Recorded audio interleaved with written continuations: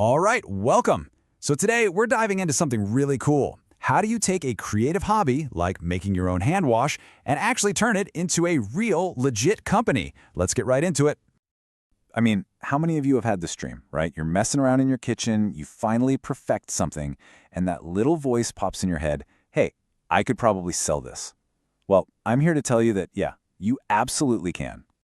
But making that leap from your kitchen counter to an actual customer's hands, that's the real challenge, right? It's about way more than just making a great product. It's about building a proper business around it. And that's exactly what we're going to lay out for you today. This is your blueprint. Okay, so let's kick things off with phase one, perfecting your product. This is the fun part, you know? This is where you're the creator, the artist, the alchemist in the lab. It's all about making sure that thing you're selling is just perfect. And this phase really comes down to three key things. First, you've got to nail your formula. Second, you need to know exactly what it costs to make a single bottle. And third, we've got to make it look good, designing your brand and the packaging. All right, so mastering your formula. It's a little bit of science, a little bit of art. You're mixing all these things together. Surfactants to clean, thickeners to get that nice feel. But here's the deal. The most important part, the non-negotiable part, is safety. Your product's pH has to be skin safe, which means it needs to be between 5.0 and 6.0. And you can't just guess. You have to test every single batch. This whole process of testing and writing it down, that becomes your standard operating procedure, your SOP.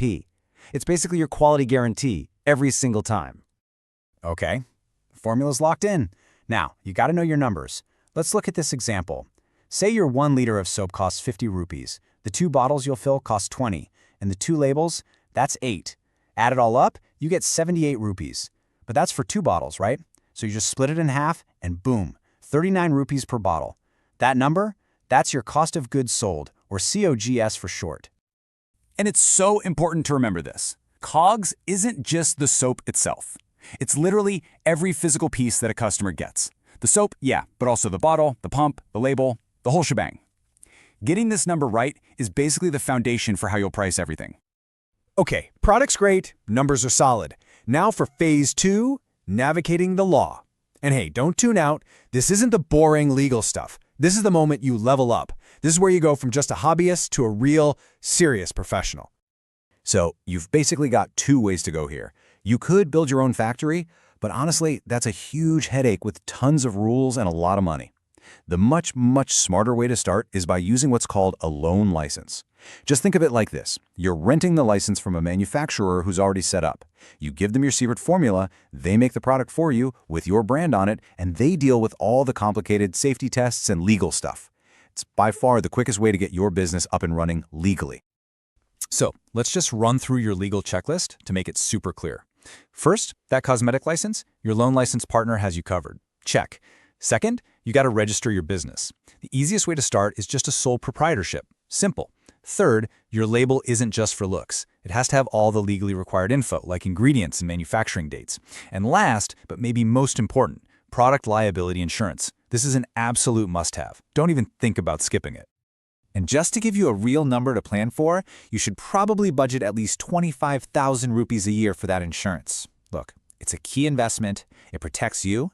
It protects your business. It's just part of the cost of being a pro. All right, you've got an amazing product. You're all legal and compliant. Now for the really fun part. Phase 3, launching your brand. This is it. This is where the entrepreneur inside you gets to spread its wings and finally get your product into people's hands. And you've got so many places you can sell. You can go online, right? Build your own beautiful Shopify store or get on the big marketplaces like Amazon and Flipkart. But don't sleep on the local scene.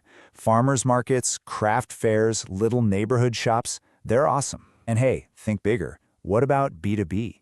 You could approach local cafes, gyms, co-working spaces. They all need hand wash. But how do people actually find out about you, especially when you don't have a giant marketing budget? It all comes down to one simple, powerful idea: building trust. As a small brand, trust is your superpower. It's all about being transparent and authentic. So how do you actually do that? Well, for starters, show your work. Post a little video on social media of you doing that pH test. It proves you're serious about quality. Second, turn your customers into your sales team with a referral program. Third, find some local micro-influencers, people with smaller but really loyal followings, and send them some free samples. And finally, use those social media ads, but be smart about it. Target specific PIN codes right in your own neighborhood. It's all about targeted, clever marketing, not just throwing money at the wall. So that's the whole journey right there.